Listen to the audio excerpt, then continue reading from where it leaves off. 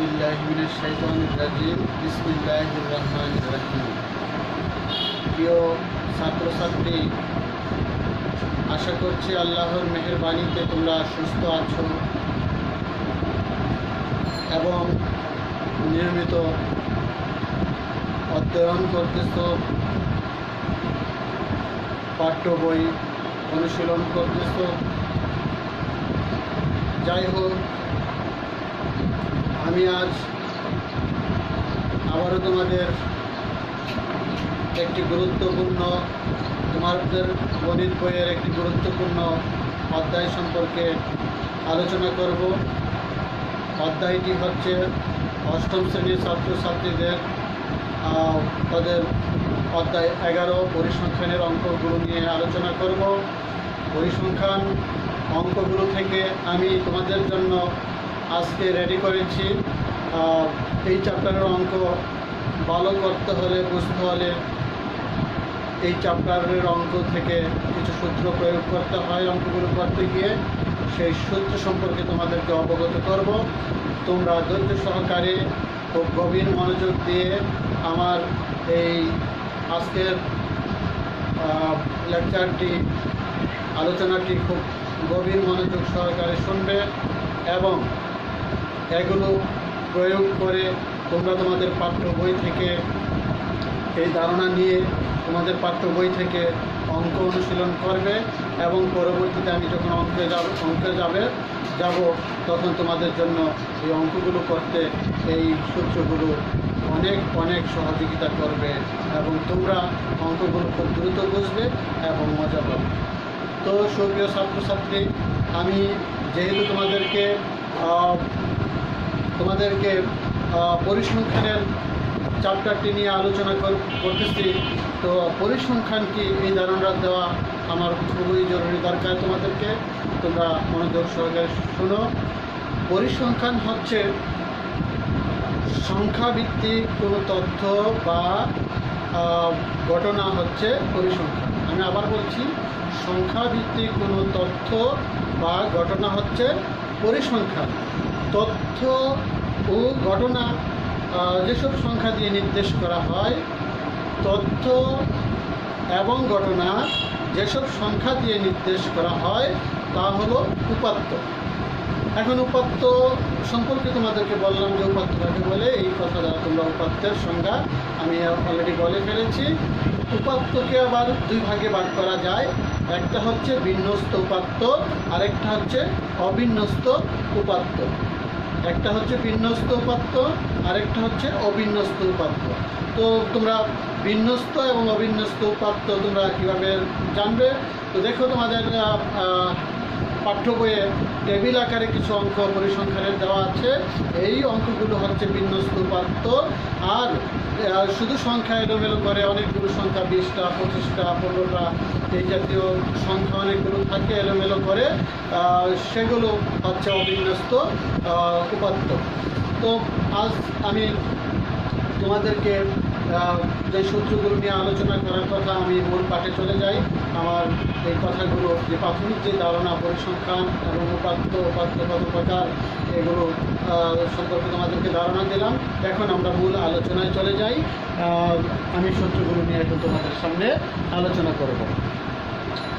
প্রথমে আমি 1 নম্বরে যে সূত্রটি নিয়ে আলোচনা করব, সূত্রটি হচ্ছে অবিন্যস্ত উপাত্তের ক্ষেত্রে গাণিতিক গড়।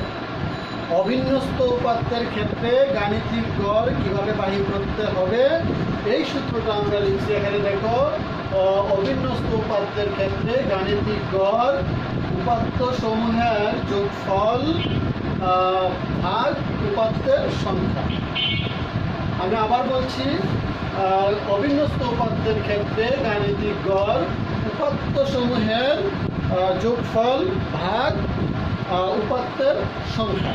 অর্থাৎ উপাত্তের সংখ্যা দিয়ে উপাত্তের যোগফল, সবগুলো উপাত্ত যোগ করার পরে কতটা উপাত্ত আছে ওই সংখ্যা দিয়ে, উপাত্তের সংখ্যা দিয়ে যদি ভাগ করো তাহলে গড় বের হয়ে যাবে। এটা হচ্ছে গাণিতিক। অবিন্যস্ত উপাত্তের ক্ষেত্রে গাণিতিক গড় যদি তুমি সরাসরি বের করতে যাও তাহলে উপাত্তগুলোকে যোগ করে তারপরে তুমি উপাত্তের সংখ্যা কতটা সংখ্যা ছিল এখানে তত দিয়ে তুমি ভাগ করে দিলে এই অঙ্কটি হয়ে যাবে। এটা হচ্ছে তো আমার এই এক নং সূত্রের ধারণা। আমি এখন চলে যাচ্ছি 2 নং সূত্রে। 2 নং সূত্রে আছে বিন্যস্ত উপাত্তের গাণিতিক গড়। বিন্যস্ত উপাত্তের গাণিতিক গড় কীভাবে আমরা বের করব এটা একটু খেয়াল করে মনোযোগ সহকারে তোমাদেরকে বুঝতে হবে কীভাবে বাহির করতে হবে। দেখো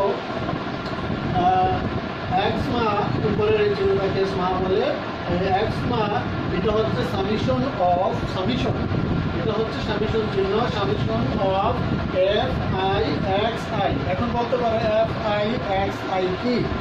এফ আই হচ্ছে, এফ আই আমরা ধরি হচ্ছে এই উপাত্তের মধ্যে, অর্থাৎ তোমার যে অঙ্কের মধ্যে যদি গঠন সংখ্যা থাকে, যেই গঠন সংখ্যাটা থাকে অথবা গণসংখ্যাটা যেটাই বলো গণসংখ্যাটা থাকে, এটা হচ্ছে এফ আই। আর আমরা শ্রেণী থেকে প্রত্যেকটা শ্রেণী থেকে যে মধ্যমান বাহির করি এটাকে আমরা এক্স আই দ্বারা প্রকাশ করি। আমি আবার বলছি, এফ আই হচ্ছে গণসংখ্যাকে উল্লেখ করা হয় আর এক্স আই হচ্ছে মধ্যমান বাহির করা হয়। আর মধ্যমানটা কীভাবে বাহির করতে হবে? তোমাদের শ্রেণীব্যাপ্তির মধ্যে মনে করো 6 থেকে 5 শ্রেণী ব্যবধানে থাকলো 6, 7, 8, 9, 10। 6 থেকে 10 এটা একটা 6 থেকে 10 এটা একটা মনে করো শ্রেণীবিন্যাস শ্রেণীব্যাপ্তি। এটা দেখো 6 থেকে 10 এটা হচ্ছে তোমার এটা মধ্যক বাহির করতে হবে। তো মধ্যক বাহির করার নিয়মটা কি? এই মধ্যক বাহির করার নিয়ম হচ্ছে তুমি নিম্ন সীমাটা এবং ঊর্ধ্ব সীমাটা অর্থাৎ এটা সর্বোচ্চ সীমাটাকে যোগ করবা। এই দুইটার যোগফলকে 2 দ্বারা ভাগ করলে বাহির হয় মধ্যক। তো এই মধ্যমানকে আমরা এক্স আই দ্বারা প্রকাশ করব। তো একটা সূত্র। আর এন হচ্ছে সর্বমোট উপাত্তের সংখ্যা। আচ্ছা দেখো এখন এটা সূত্রটা কি আমি আবার বলছি তোমাদেরকে। বিন্যস্ত উপাত্তের ক্ষেত্রে গাণিতিক গড় এক্স মা summation of F I x I divided N.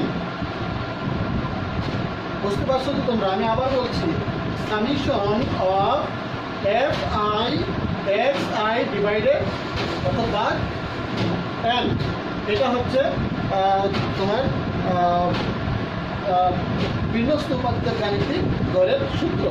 বিন্যস্ত উপাত্তের গাণিতিক গড়ের সূত্র হচ্ছে এটা। তো তারপরেরটা আছে পরিসর বাহির করার জন্য। পরিসর বাহির করতে হলে তোমাদের সৃজনশীল অঙ্কের মধ্যে ক নাম্বারে হয় পরিসর বাহির করতে বলে আর না হয় শ্রেণী সংখ্যা বাহির করতে বলে। তো তোমরা এই ক নং প্রশ্নের জন্য পরিসরটা কীভাবে বাহির করতে হবে এই ধারণাটা তোমাদের থাকা দরকার।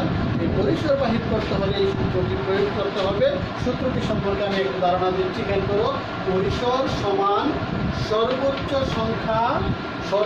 সংখ্যা বিয়োগ সর্বনিম্ন সংখ্যা যোগ 1। এটা হচ্ছে পরিসর বাহির করতে। এখন সর্বোচ্চ সংখ্যা এবং সর্বনিম্ন সংখ্যা তুমি কীভাবে পাইবা, কীভাবে বুঝতে পারবা? তুমি যখন উপাত্তগুলো তোমার সামনে উপস্থাপন করা হবে অবিন্যস্ত উপাত্ত, সেই ক্ষেত্রে তুমি দেখবে যে সবচেয়ে বড় সংখ্যা কোনটি এবং সবচেয়ে ছোট সংখ্যা কোনটি। সবচেয়ে বড় সংখ্যা থেকে সবচেয়ে ছোট সংখ্যা বিয়োগ করার পরে সাথে 1 যদি যোগ করে দাও তাহলে তোমাদের পরিসর বাহির হয়ে যাবে। তাহলে আমরা পরিসর সম্পর্কে আমরা অলরেডি ধারণা পেয়ে গেলাম। তো আমি আবার বলছি, পরিসরের সূত্রটি তোমরা খুবই মনোযোগ সহকারে আমার এই কথাগুলো মনোযোগ সহকারে তোমরা শোনো, তাহলে তোমরা অতি সহজেই এই চ্যাপ্টার অঙ্কগুলো তোমরা করতে পারবে। পরিসর সমান সর্বোচ্চ সংখ্যা অর্থাৎ সবচেয়ে বড় সংখ্যা বিয়োগ সর্বনিম্ন সংখ্যা, তার মানে হচ্ছে সবচেয়ে ছোট সংখ্যাটা। অর্থাৎ সবচেয়ে বড় সংখ্যাটা থেকে সবচেয়ে ছোট সংখ্যাটা বিয়োগ করার পরে তারপরে তোমাকে কী করতে হবে? 1 যোগ করে দিতে হবে। এই হচ্ছে পরিসর বাহির করার নিয়ম। তোমাদের ক নম্বরে এই পরিসর বাহির করতে বলা হয়। তোমরা এই জিনিসটি যদি মাথায় রাখো তাহলে খুব দ্রুত সময়ের মধ্যে তোমরা পরিসর বের করে ফেলতে পারবে। এখন পরবর্তীতে 5 নম্বর সূত্র যেটা 4 নম্বর সূত্র যেটা, এটা হচ্ছে শ্রেণী সংখ্যা। অর্থাৎ তুমি কতটা টেবিল করবে এই শ্রেণী সংখ্যাটা বাহির করতে হলে তুমি শর্টটা যখন আঁকবে কতটা ঘর করতে হবে এই ব্যাপারটা জানার জন্য তোমাকে শ্রেণী সংখ্যাটা অবশ্যই জানতে হবে, বের করতে হবে। তো আমরা 3 নং সূত্রের মধ্যে পরিসর বাহির করে ফেলছি। তো দেখো এটার সূত্রটা শ্রেণী সংখ্যা সমান পরিসর হচ্ছে উপরে আর শ্রেণী ব্যক্তি হচ্ছে পরে। উপরে হচ্ছে পরিসর, নিচে হচ্ছে অর্থাৎ ভাগ হচ্ছে শ্রেণী ব্যক্তি। মানে শ্রেণী ব্যক্তি কি? শ্রেণী ব্যক্তি তোমাদেরকে আমি দেখাইছি যে 5 শ্রেণী ব্যবধানে এখানে 6 থেকে 10 এটা হচ্ছে শ্রেণী ব্যক্তি বা শ্রেণী সংখ্যা এটা বলা হয়। তো খেয়াল করো শ্রেণী ব্যক্তি বলছে এখানে শ্রেণী ব্যক্তি, আর শ্রেণী ব্যক্তিটা কত শ্রেণীতে আছে? এখানে 5 শ্রেণী ব্যবধানে আছে, 10 শ্রেণী ব্যবধানও হইতে পারে। তো 10 শ্রেণী চাইলে তুমি 10 দিবে, যদি 5 শ্রেণী থাকে 5 দিবে। তো শ্রেণী ব্যক্তিটা তোমাদের দেওয়ার সময় এটা কত ব্যক্তি দেওয়া আছে তোমরা একটু কাউন্ট ডাউন করে নিবে, নিলেই বুঝতে পারবে যে কত শ্রেণী ব্যবধানে এটা তোমাদের আছে। তো শ্রেণী ব্যক্তিটা ওইটা অনুযায়ী তোমাদেরকে শ্রেণী ব্যক্তিটা দিতে হবে, আর উপরে দিতে হবে পরিসর। আমি তো অলরেডি বলে বলছি যে পরিসরটা কি 3 নং সূত্রের মধ্যেই পরিসর কীভাবে বাহির করতে হবে তোমাদেরকে এই ধারণাটা দিয়েছি। যদি ক নম্বরে থাকে সরাসরি থাকে যে শ্রেণী সংখ্যা বাহির করো, অবশ্যই তোমাকে পরিসর বাহির করে নিতে হবে, তারপরে শ্রেণী সংখ্যা তোমাকে বাহির করতে হবে। তো আমি শ্রেণী ব্যক্তি সম্পর্কে তোমাদেরকে ধারণা দিচ্ছি, পরিসর সম্পর্কে ধারণা দিচ্ছি। এখন দেখো যদি মনে করো ভাগ করার পরে অর্থাৎ পরিসরকে শ্রেণী ব্যক্তি দিয়ে ভাগ করার পরে পয়েন্ট আসলো, অর্থাৎ ধরো 5.1 আসলো বা 2 আসলো দশমিকে, অর্থাৎ দশমিকের পরে সংখ্যা থাকলো, তাহলে এটা কী করতে হবে? এটা লিখছি যে এখানে দেখো এটা লেখা হচ্ছে যে শ্রেণী ব্যক্তি হবে পরবর্তী পূর্ণ সংখ্যায় রূপান্তর। তো দশমিক যদি বাহির হয় তাহলে যদি মনে করো 6.5 বাহির হয় এটাকে 7 লিখে নিতে হবে, 7 শ্রেণী নিতে হবে, 7 শ্রেণী লিখে নিতে হবে। যদি 5.2 বাহির হয় তাহলে পূর্ণ সংখ্যা 6 লিখে নিতে হবে, অর্থাৎ পরের ধাপে পরবর্তী ধাপে চলে যেতে হবে। এটা কিন্তু খুব ইম্পর্টেন্ট একটা ব্যাপার, এটা খুব মনোযোগ সহকারে এটা খেয়াল রাখো, মনে রাখো, তাহলে দেখবে তোমরা এই অঙ্কগুলো করতে গেলে এই ছোটো ছোটো কথাগুলো যখন তোমরা জানবে তাহলে এই অঙ্কগুলো করতে কিন্তু তোমাদের অনেক সুবিধা হবে। আমি এই অধ্যায়ের আগে এই চ্যাপ্টার খুব একটা সহজ চ্যাপ্টার, এই চ্যাপ্টারের অঙ্ক অবশ্যই পরীক্ষার মধ্যে আসে, আগে আসতো 1টি এখন 2টি আসে। তো খুবই গুরুত্বপূর্ণ এই চ্যাপ্টারটি তোমাদের জন্য। যে ছাত্ররা তোমরা খুব মনোযোগ সহকারে আমার এই ক্লাসটি যদি খুব মনোযোগ সহকারে শোনো তাহলে এই চ্যাপ্টারের অঙ্ক নিশ্চয়ই তোমাদের কাছে সহজ হয়ে যাবে আশা রাখি। তো বাকি তোমাদেরকে কিন্তু ওই আমার এই কথাগুলো মনে রাখতে হবে, মনে রাখার চেষ্টা করতে হবে, মনে রাখলেই হবে না। আমি বললাম আর শুনলাম, পরবর্তীতে মনে রাখলে না, চর্চা করলে না, তাহলে কিন্তু চলবে না। এই যে মনে রাখতে হবে, এগুলো ধরে রাখতে হবে, চর্চা করতে হবে, বিশেষ করে এগুলো প্র্যাকটিস করতে হবে। করলেই দেখবা যে তোমাদের কাছে অঙ্ক খুব কঠিন মনে হবে না, খুবই সহজ মনে হয়ে যাবে। আমি কিন্তু অঙ্ক করার আগে তোমাদের বিশাল একটা জিনিস চাপায় না দেওয়ার আগে ছোট ছোট বেসিকগুলো তোমাদেরকে আমি ধারণা দেওয়ার চেষ্টা করছি, এগুলো খুব মনোযোগ সহকারে শোনো। আচ্ছা, আমি 5 নম্বরের সূত্রটা অলরেডি 4 নম্বরের সূত্রটা শ্রেণীর সংখ্যা সম্পর্কে তোমাদেরকে ধারণা দিয়েছি। এখন যেটা ধারণা দিব এটাও খুব গুরুত্বপূর্ণ একটা সূত্র। এটা দেখো 6-এর ছাত্রদের ক্ষেত্রেও লাগে, 6ও করে আসছো, 7-এ লাগে, এখন মনে করো 8এও লাগবে। আবার তোমরা যখন ক্লাস 9-এ উঠবে তখন কিন্তু এই পরিসংখ্যানের এই সূত্রগুলো তোমাদের অনেক উপকারে আসবে। তো খেয়াল করো এখানে শ্রেণীর মধ্যমান বাহির করতে বলছি। এই শ্রেণীর মধ্যমান বাহির করতে আমি তোমাদেরকে একটু আগে আমি কিন্তু এই ধারণা দিয়ে ফেলছিলাম অলরেডি, তারপরেও আবার দিচ্ছি, যেহেতু সূত্রটা আসছে আমি তোমাদেরকে ধারণা দিয়ে দিই। আমি এখানে শ্রেণী ব্যক্তি লিখেছিলাম 6 থেকে 10, 5 শ্রেণী ব্যবধানে। আর শ্রেণী ব্যক্তিটা তুমি কাউন্ট কাউন্ট কাউন্ট যখন করবে তখন 6 থেকে তোমাকে ধরতে হবে। 6, 7, 8, 9, 10। আমি আবার বলছি 6, 7, 8, 9, 10। এই 5 শ্রেণী ব্যবধানে এগুলো সাজানো হয়েছে। অর্থাৎ যা থেকে শুরু করবে তার থেকে গণনা শুরু করতে হবে, তাহলে তুমি পরবর্তী সংখ্যাটা খুব সহজে পাবে। তো খেয়াল করো, এখানে যে কথাটা বলছে এই যে 6 থেকে 10, তাইলে এটার নিম্ন সীমা হচ্ছে 6 আর সর্বোচ্চ সীমা হচ্ছে 10। অর্থাৎ নিম্ন মান হচ্ছে তোমার 6, ঊর্ধ্বমানটা হচ্ছে 10। খেয়াল করো, শ্রেণীর মধ্যমান সমান শ্রেণীর নিম্ন সীমা যোগ সর্বোচ্চ সীমা। অর্থাৎ আমি তোমাদেরকে কি বুঝাইছি যে এখানে শ্রেণীর নিম্ন সীমা বলতে কাকে দিবা, এই 6 দিয়ে লিখবা, লিখার পরে সর্বোচ্চ সীমা হচ্ছে 10, 10 লিখবা, লিখে এই দুইটার যোগফলকে 2 দিয়ে ভাগ করে দিলেই মধ্যমানটা বাহির হয়। আমি আগেও উল্লেখ করে আসছি, এখনও আবার বলছি যে মধ্যমানটা বাহির করতে হলে কি করতে হবে, শ্রেণীর যেই ব্যবধান আছে, শ্রেণী ব্যক্তি আছে, নিম্নমান এবং সর্বোচ্চ মান, এই দুইটা যোগ করে 2 দিয়ে ভাগ করে দিলেই মধ্যমান বের হয়ে যায়।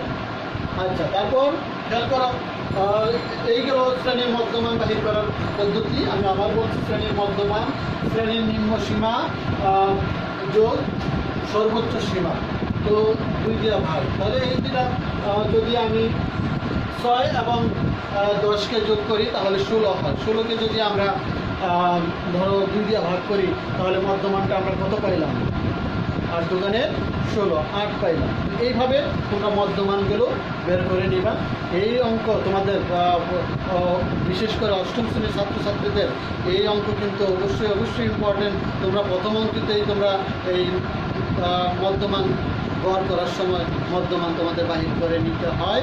তো এই কথাটা কিন্তু তোমরা খুব মনোযোগ সহকারে খেয়াল রাখবে। তারপরে আমি চলে যাচ্ছি 6 নং প্রশ্নের মধ্যে প্রকৃত গড়।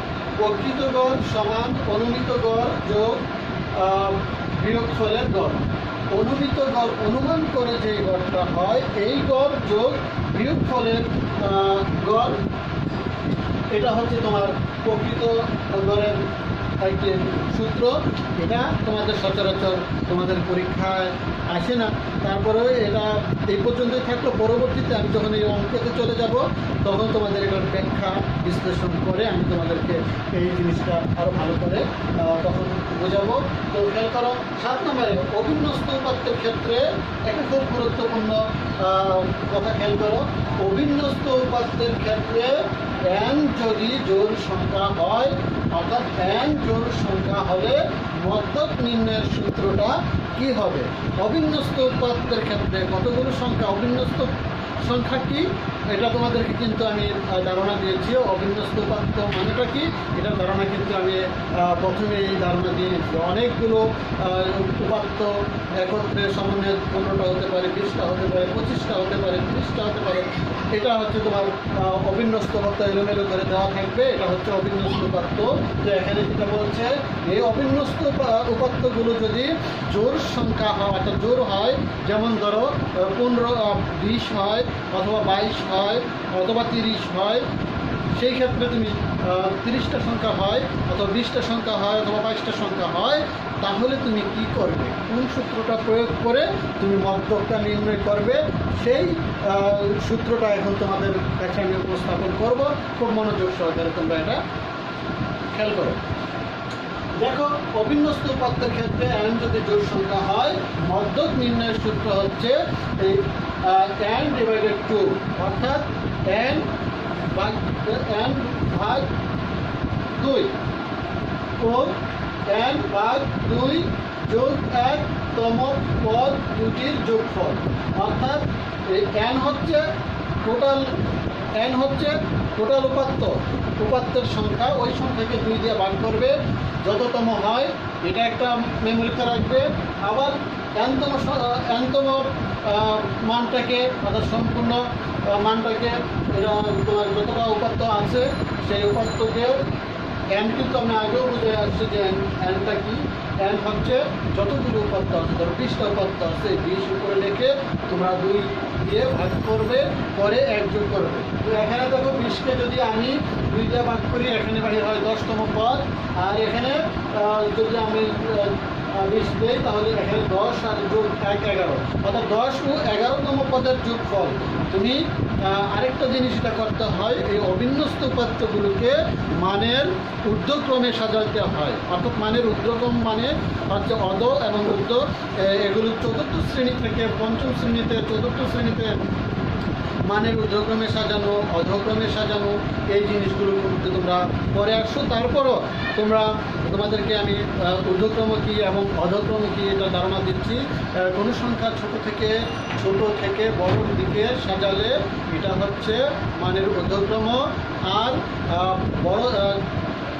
বড় থেকে ছোটোর দিকে যদি যায় তাহলে এটা হচ্ছে অধক্রম। কথা কি বুঝতে পারছো? আমি আবার বলছি, একটু খেয়াল করো, ঊর্ধ্বক্রম কী আর অধক্রম কী।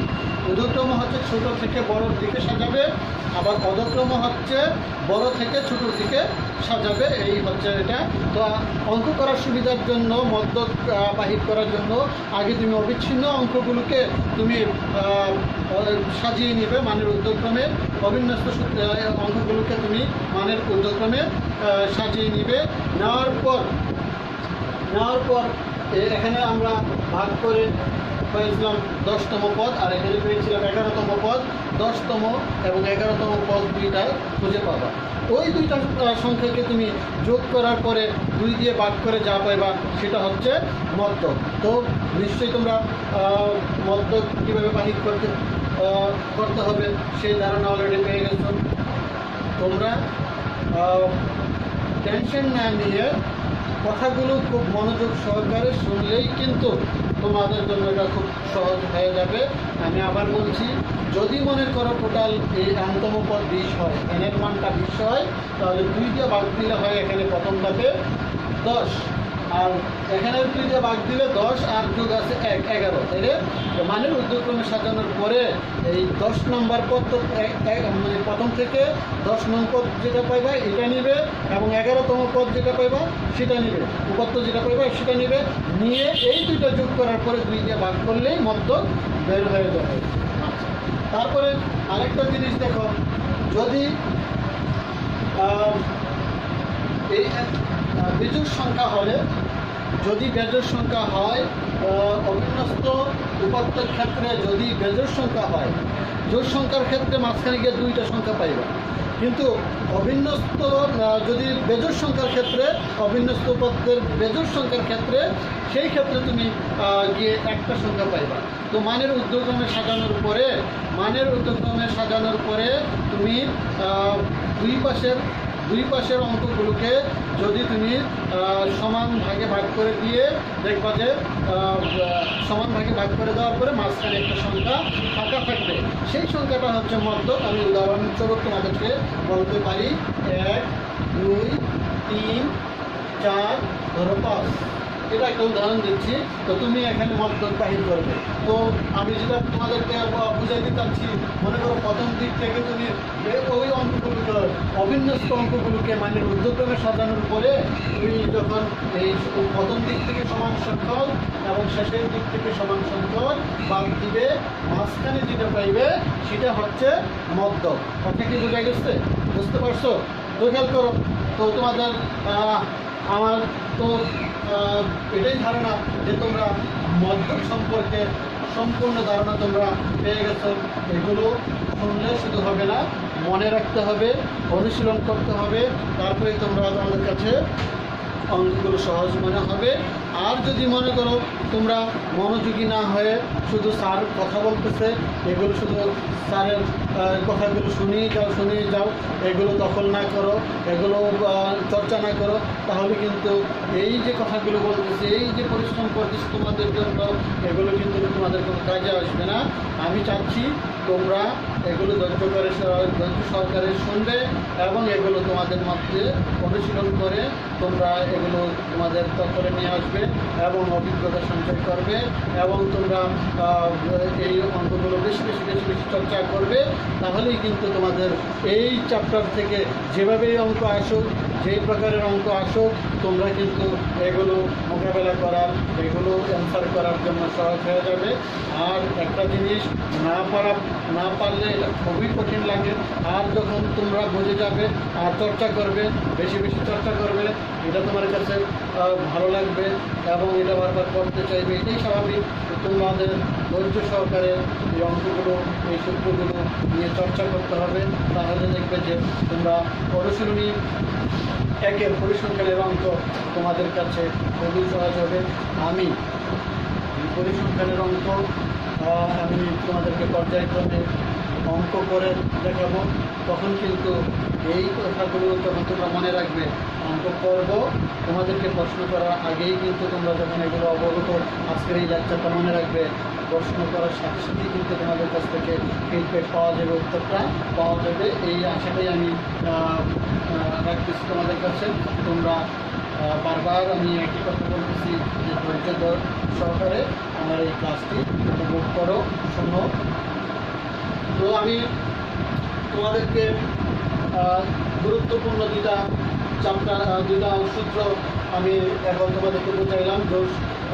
জোড় সংখ্যার ক্ষেত্রে মধ্যক বাহির করতে হবে কীভাবে, এবং বিজোড় সংখ্যার ক্ষেত্রে তুমি কীভাবে মধ্যক বাহির করবা, এই দুটা ধারণা দিলাম। এখন আমি তোমাদেরকে 8 নাম্বার যে সূত্র আছে এই সূত্র সম্পর্কে তোমাদেরকে আমি ধারণা দিব। একটু খেয়াল রাখো। 8 নম্বরের সূত্র খেয়াল করো। 8 নম্বরের সূত্র, আয়তলেখ করার সময় অবিচ্ছিন্ন শ্রেণী ব্যক্তি আবশ্যক। কথাটা কিন্তু খুব গুরুত্ব সহকারে খেয়াল করতে হবে। খেয়াল করো, আয়তলেখ করার সময় অবিচ্ছিন্ন শ্রেণী ব্যক্তি আবশ্যক। আয়তলেখ করার সময় অনেকে ওই যে গ্রাফ পেপার লাগে, এই আয়ত লেখ, এই অঙ্কগুলো তোমাদের কাছে মানে এই জিনিসটা আয়তলেখ এগুলো তোমাদের কাছে বিরক্তিকর লাগে। আমি সহজ করে তোমাদেরকে বুঝাই নিব। তোমরা সবচেয়ে বেশি এটাই করতে চাইবে, আয়তলেখটা বের করতে চাইবে। একটু ধৈর্য সহকারে শোনো। দেখো, আয়তলেখ করার সময় অবিচ্ছিন্ন শ্রেণী ব্যক্তি আবশ্যক। অবিচ্ছিন্ন শ্রেণী ব্যক্তিটা কি? অবিচ্ছিন্ন শ্রেণী ব্যক্তি বাহির করে কিভাবে, এই জিনিসটা তোমাদেরকে তোমরা ধারণা পেলেই কিন্তু অবিচ্ছিন্ন সংখ্যাটা বাহির করতে তোমাদের সুবিধা হবে। অবিচ্ছিন্ন শ্রেণী ব্যক্তি হচ্ছে, আমি তোমাদেরকে ধারণা দিচ্ছি, অবিচ্ছিন্ন শ্রেণী ব্যক্তি হচ্ছে, আমি আবারও সেই একটা উদাহরণই টানতেছি তোমাদের বোঝার সুবিধার জন্য। 6 থেকে 10 অবিচ্ছিন্ন করতে হলে এটা কী করতে হবে? এই শ্রেণী ব্যক্তিটার নিম্ন সীমা হচ্ছে 6 এবং সর্বোচ্চ সীমা হচ্ছে 10। তো নিম্ন সীমা থেকে খুব মনোযোগ সহকারে খেয়াল করো। নিম্ন সীমা থেকে 5.5 যদি তুমি বাদ দাও, অর্থাৎ 0.5 যদি তুমি বাদ দিতে হবে, এবং সর্বোচ্চ সীমা থেকে 5 তোমাকে যোগ করতে হবে। তো দেখো, এখন খেয়াল করো, এখানে আছে 6, এটা থেকে যদি 0.5 বাদ দিই তাহলে কি হবে? এখান থেকে 0.5 বাদ দিলে 5 দশমিক কত হয়ে যাবে? 50 হয়ে যাবে। এখান থেকে যদি আমি 5 বাদ দিই তাহলে 5 মানে 5 পয়েন্ট এখানে কি হবে? মাইনাস হয়ে যাবে। 0.5 মাইনাস হয়ে যাবে, ওইটার সাথে 10.5, অর্থাৎ 10.5 কী হয়ে যাবে? প্লাস হয়ে যাবে। এদিক থেকে মাইনাস হয়, নিম্ন সীমা থেকে 5 মাইনাস হয়, 0.5 মাইনাস হয়, আর সর্বোচ্চ সীমা থেকে 0.5 প্লাস হয়। এই জিনিসটা মনে রাখতে হবে। এই জিনিসটা খুব মনোযোগ সহকারে খেয়াল রাখতে হবে। বিচ্ছিন্ন উপাত্তটা কীভাবে বাহির করে? বিচ্ছিন্ন উপাত্ত বাহির করার নিয়ম হচ্ছে, তোমাকে নিম্ন সীমা থেকে 0.5 বাদ দিতে হবে, সর্বোচ্চ সীমা থেকে 0.5 কী করতে হবে? প্লাস করতে হবে। তাহলে এইভাবে তোমাদের শ্রেণী ব্যক্তি যতগুলো আছে এইভাবে তুমি বিচ্ছিন্ন শ্রেণী ব্যক্তিটা বাহির করবে, বিচ্ছিন্ন শ্রেণী ব্যক্তিটা বাহির করবে। এটা হচ্ছে এই দুটার মোটামুটি ধারণা। তোমরা খেয়াল করো, কি ছিল প্রশ্নটা? প্রশ্নটা ছিল আয়তলেখ করার সময় অবিচ্ছিন্ন শ্রেণী ব্যক্তি আবশ্যক। অবিচ্ছিন্ন শ্রেণী ব্যক্তিটা আবশ্যক, অর্থাৎ আয়তক্ষেত্র করতে হলে অবিচ্ছিন্ন শ্রেণী ব্যক্তিটা অবশ্যই প্রয়োজন পড়ে। আমি যখন তোমাদেরকে চলে একটু শেখাবো তখন গ্রাফ পেপার অর্থাৎ খাতার মধ্যে একে একে তোমাদেরকে যখন বোঝাবো আর অবিচ্ছিন্ন অঙ্ক বের করতে হলে কি এই ধারণাটা যদি এখন রাখো তখন গিয়ে কিন্তু খুব মজা হবে তোমাদের, তোমরা কিন্তু খুব সহজে এটা বুঝতে পারবে। আচ্ছা দেখো 9 নম্বরে আছে এখানে কেন্দ্রীয় প্রবণতার পরিমাপ কি? কেন্দ্রীয় প্রবণতার পরিমাপ হচ্ছে পরিমাপ 3টি। লেখা আছে কেন্দ্রীয় প্রবণতার পরিমাপ 3টি, গড়, মধ্যক, প্রচুরক। তো গড় নির্ণয় বাহির করা তোমাদেরকে আমি গড় কীভাবে বাহির করতে হবে এই সূত্র তোমাদের সাথে আলোচনা করেছি। মধ্যক কীভাবে বাহির করতে হবে অষ্টম শ্রেণীর ছাত্রছাত্রীদের জন্য, কিন্তু নবম শ্রেণীর জন্য মধ্যক বের করতে হলে আরেকটা সূত্রের মাধ্যমে বের করতে হবে। এটা আজকে তোমাদের যদি মধ্যকের ধারণা দিয়েছি অষ্টম শ্রেণীর ছাত্রছাত্রীদের জন্য এই মধ্যক কীভাবে বের করতে হবে এটা সূত্র আমি এখানে জোড় সংখ্যা বেজোড় সংখ্যার সূত্র দিয়ে আমি তোমাদেরকে বুঝিয়ে দিয়েছি। আর প্রচুরকটা কি? প্রচুরক সম্পর্কে তোমাদেরকে আমি ধারণা দিই। প্রচুরক হচ্ছে ধরো প্রচুরক খেয়াল করো 1 2 2 3 2। ধরো এখানে 1 2 2 3 2। এখন প্রচুরক কথার মানে হচ্ছে বেশি, অর্থাৎ আমি এটা বুঝাইতে চাচ্ছি তোমাদেরকে। প্রচুরক হচ্ছে যেই উপাত্তটি বেশিবার থাকবে সেটাই হচ্ছে তোমার প্রচুরক। অর্থাৎ তাহলে আমরা কি বুঝতে পারলাম এই কথা দ্বারা? এখানে দেখো খেয়াল করতে হবে প্রচুরকটা কি। তো 1 আছে একবার, 2 আছে 3 বার, 3 একবার, তাহলে বেশিরভাগ কোনটা আছে? 2। তাহলে আমরা ধরে নিতে পারি প্রচুরক হচ্ছে 2। কথা বুঝতে পারছো? আমার এই লেকচার দীর্ঘায়িত হয়ে যাচ্ছে, আরও ইচ্ছা থাকা সত্ত্বেও আমি আমার এই লেকচারটা সংক্ষিপ্ত করে ফেলতেছি। এই যে তোমাদেরকে আজকে আমি পরিসংখ্যান অধ্যায় 11 এই চ্যাপ্টার কিন্তু অবশ্যই পরীক্ষার মধ্যে আসে। তোমরা এই সূত্রগুলো খুব গভীর মনোযোগ সহকারে খুব ভালো করে চর্চা করবে, শিখবে, ঠিক আছে? এই শিখলে এই চ্যাপ্টার থেকে যে কোনো অঙ্ক যখন আসবে তোমরা খুব মনোযোগ সহকারে তোমরা খুব মজা করেই কিন্তু অঙ্কগুলো করতে পারবে এবং আগ্রহ উৎসাহ পাবে। এই সূত্রগুলো যখন তোমাদের থাকবে, তোমাদের দখলে থাকবে, তো তোমাদের এই চ্যাপ্টারের অঙ্ক করতে খুবই ভালো লাগবে। তো তোমরা সুস্থ থাকো এবং এই সূত্রগুলো বারবার প্র্যাকটিস করতে থাকো। এই সূত্রগুলো সম্পর্কে তোমরা আরও বেশি ধারণা নিতে থাকো। সুস্থ থাকো এবং ভালো থাকো এই প্রত্যাশা রেখে আজকে আমি এখানেই শেষ করছি। আল্লাহ হাফিজ।